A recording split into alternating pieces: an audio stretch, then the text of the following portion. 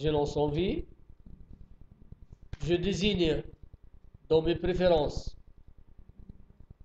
mon répertoire de travail qui va être au moins au niveau de répertoire travail data directory, c'est Master Pro 2010, n'est-ce pas? On va rester au niveau du directory général. OK? Et pour l'output, pareil, on va prendre le même emplacement, c'est-à-dire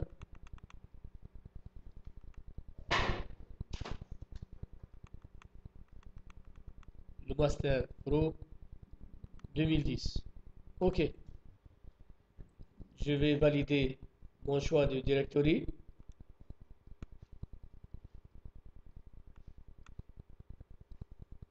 OK.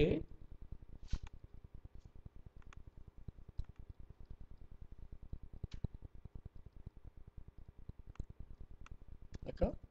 Maintenant, je vais ouvrir cette image. Ça va de soi, il va juste à la racine. Donc, je dois continuer le chemin pour chercher Al-Melah ici. J'ouvre l'image. Je vais laisser par défaut l'affectation des différents canaux pour les couleurs. Et par défaut, il va me l'afficher dans le canal numéro 1. Voici le type d'affichage qu'on peut avoir. L'image dans sa totalité. Et puis, vous avez le deux zooms, le premier et le deuxième.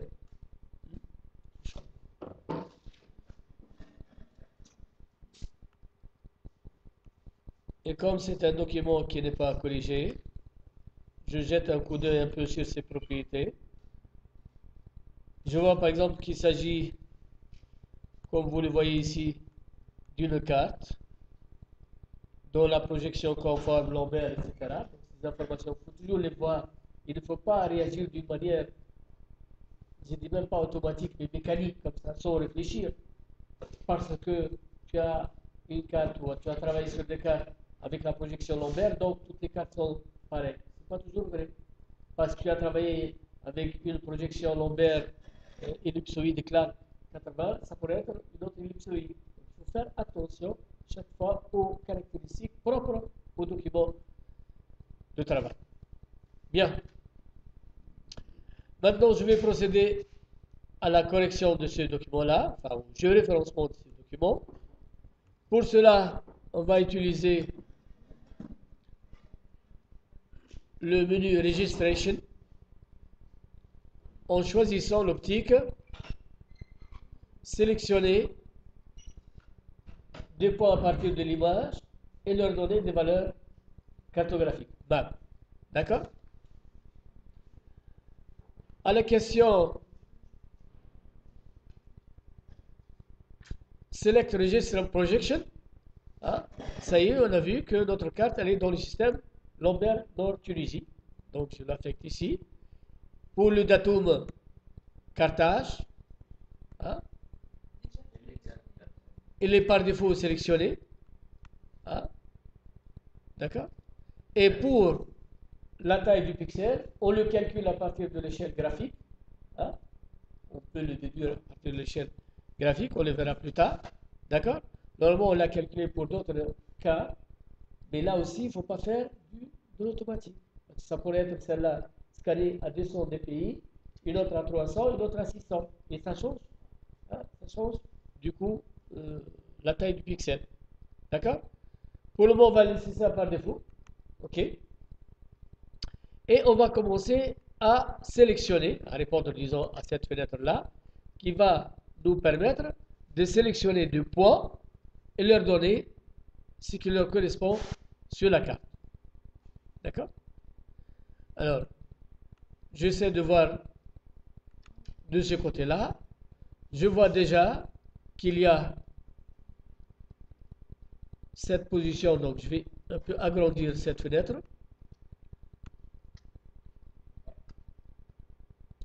Pour essayer d'avoir un zoom plus global. Donc je vois ici un point 534. Je vais essayer de glisser vers le bas les curseurs pour voir. Voilà. Je trouve que il y a un point qui correspond au croisement entre 534. Je vais voir ici le 534 et combien? Normalement, je retiens dans un, comment dire, dans un document à côté pour ne pas perdre beaucoup de temps. Donc, j'ai ce point-là qui est au croisement de 534 en X et de 400.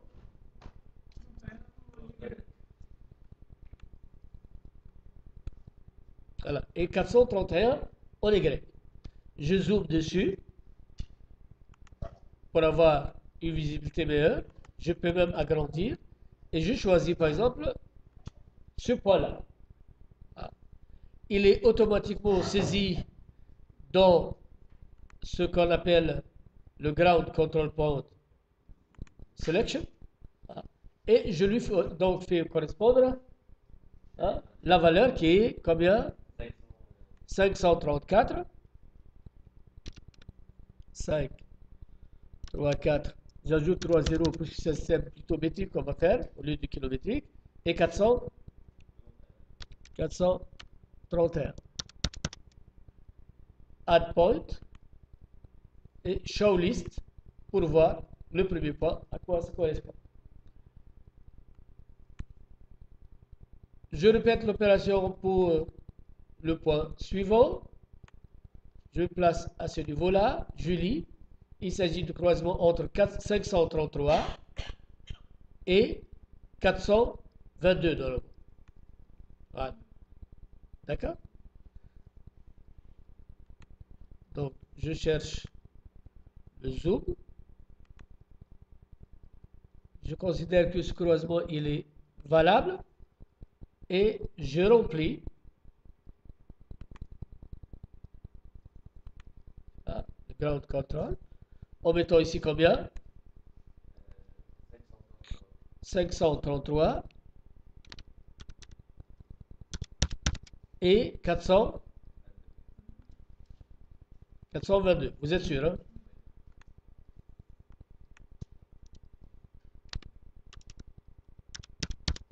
OK. Add point. Show list. Là, mon deuxième point. Je passe au troisième point. On choisit souvent systématiquement les 4 coins du document. Ah, ça, c'est de préférence. Pardon? Non, il y a une règle. Une règle qui. Quelqu'un, il a le support document que je vous ai donné sur l'hydrésie. Vous l'avez fait les photocopies, non?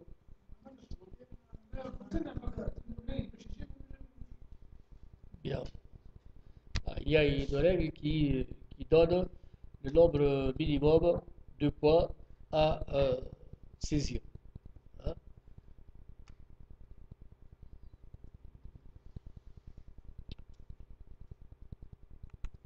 Bien. Alors là, on a le croisement du point 424 en Y. Je vais essayer de chercher ce qui peut correspondre à celui-là en X. Je vois ici le 517.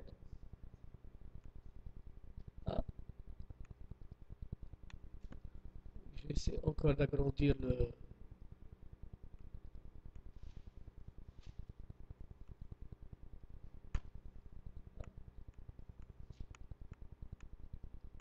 Donc 517 qui correspond à cette croix-là. Et en X, c'est combien qu'on a?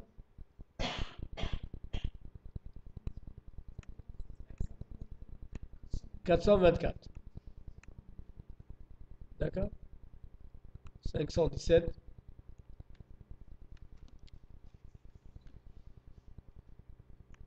« 424. D'accord? Donc,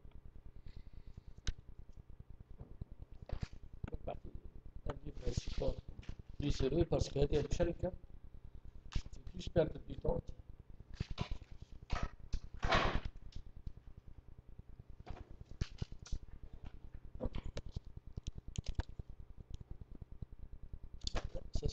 réduction première année.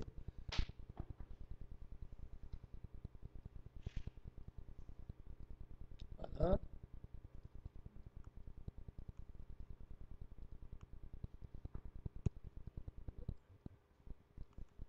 Voilà. Donc là, c'est le croisement entre x égale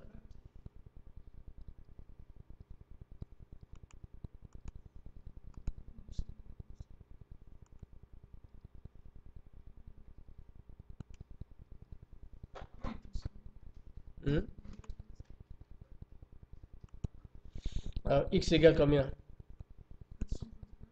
424.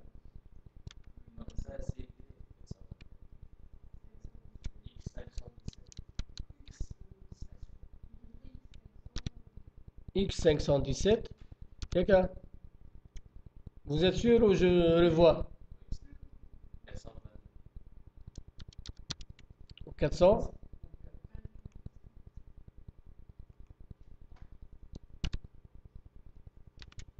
Vingt-quatre.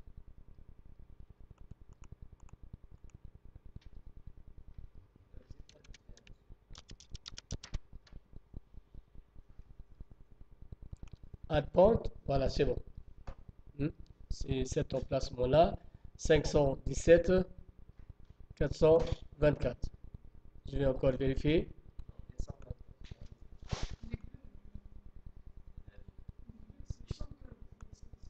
424. Les Grecs. 517. Voilà, 517. D'accord? Alors, on va passer maintenant à l'X, c'est 517. 517 X, Est-Ouest, et 424 les Grecs, Nord-Sud. D'accord? Pour le dernier emplacement, on va chercher notre zoom. On a ici un premier point au niveau de 433, mais je ne sais pas si on peut aussi, à la limite, mettre celui-là, qui est 518 et combien? 518 et oh, la souris tourne beaucoup là. Et 433. 403, je répète, et 518. Pareil, je vais chercher le...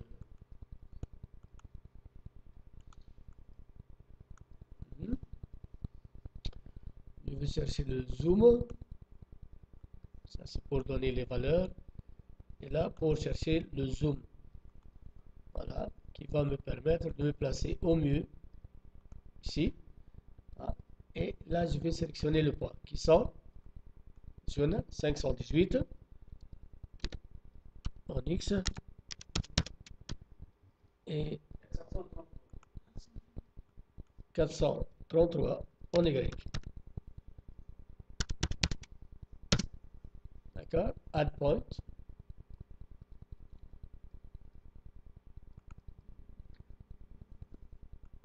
Voici les différents points que j'ai pu sélectionner.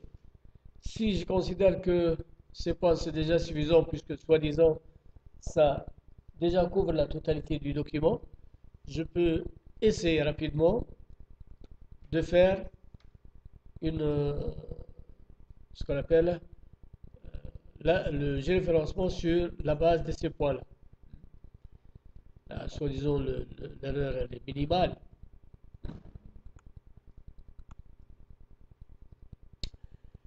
Et je vous conseille de sauvegarder tout de suite, parce que c'est l'opération qui prend le plus de temps, de sauvegarder tout de suite ces fichiers-là.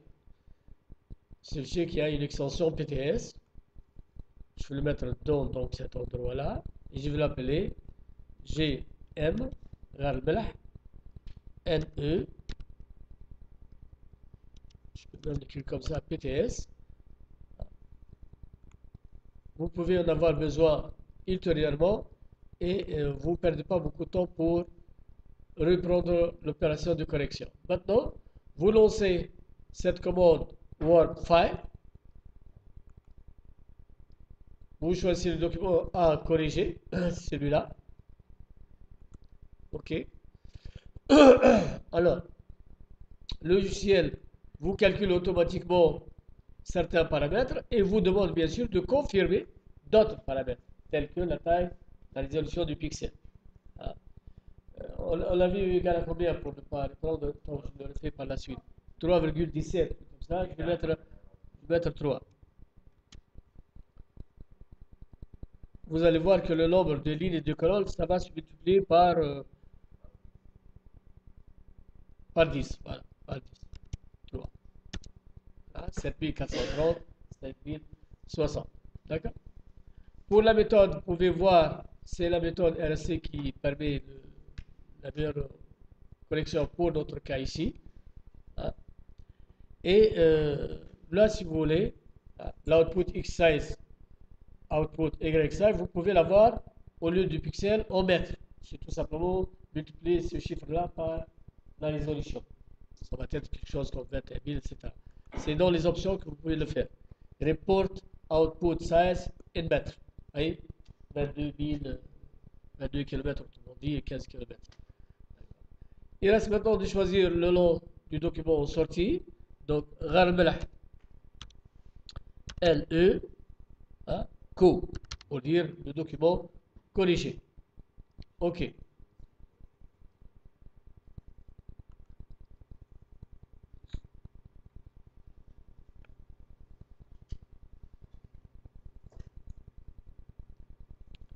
Donc là, normalement, à la fin de ce processus-là, on va arrêter l'enregistrement pour dire voici comment on corrige un document carte scannée par le système image TOA.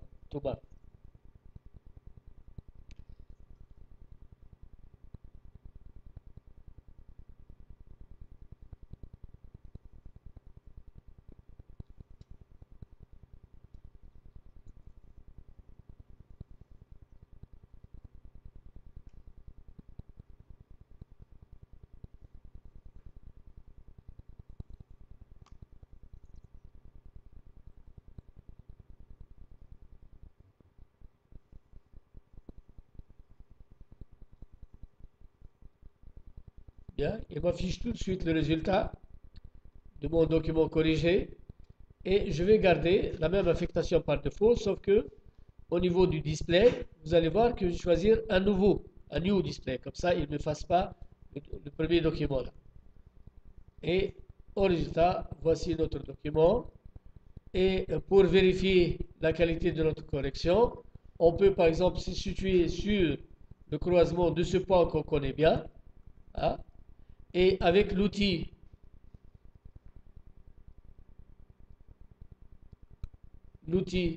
pixel locator, hein, je dois avoir les valeurs plus ou moins correctes. Vous remarquez ici, vous avez les positions en ligne et colonne, hein, et vous avez les positions dans le système de projection choisi. Vous remarquez, si je zoome sur cet endroit-là, voilà, vous voyez, la valeur c'est combien?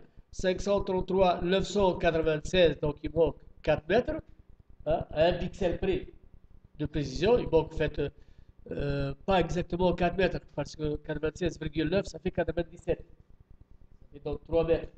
Hein.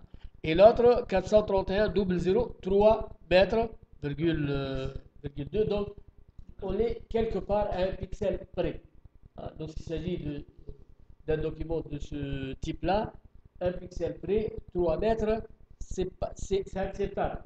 C'est acceptable parce que vous êtes sur un document d'origine 1,25 millième, où le centimètre correspond à des 150 mètres, où le millimètre correspond à 25 mètres. Et là, vous avez une erreur de l'ordre de 3 mètres, c'est-à-dire 25 sur 3, ça fait combien? Ça fait 6, presque 1 sixième de millimètre. C'est cette fois-là, même le 1 septième de millimètre. Hein? Pardon? Centimètre. Le 1 septième de millimètre. Parce que 1 millimètre correspond à 25 mètres. Oui. 1 millimètre correspond à 25. mètres. Et comme on est à une erreur de 3 mètres, on est au 7e, même 8e du millimètre. D'accord? Ce qui est relativement acceptable. D'accord? Donc, je vais arrêter cet enregistrement. Hein? Maintenant, vous avez côte à côte le document non corrigé. D'accord? Et le document corrigé. On va le mettre côte à côte, comme ça vous le savez dans votre enregistrement une fois pour toutes. Hein?